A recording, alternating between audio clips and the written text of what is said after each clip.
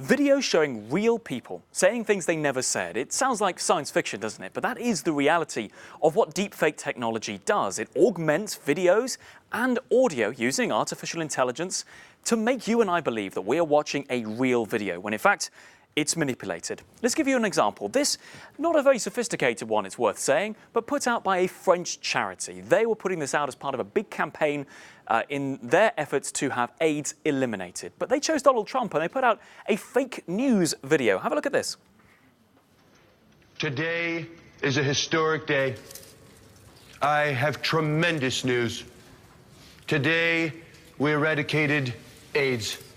Thank God. Thank you, Donald Trump. It's done.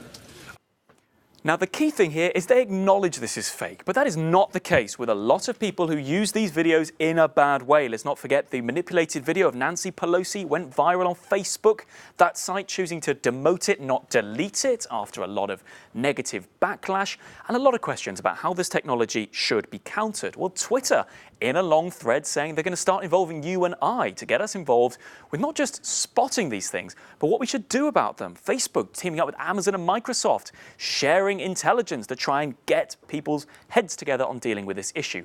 So what about these latest suggestions then? You and I playing a role in fighting deepfakes. Well, I spoke to a leading expert who gave me their take. I have three concerns about making sure that it's effective. One is that we don't make people think they're surrounded by synthetic media already, because they're not. I think there's a real panic around this, and they need to be careful to explain the current scope of the problem. The second thing is they need to make sure that it includes people who maybe aren't going to reply to a Twitter feed. And so it's critical they be talking to communities in the global south.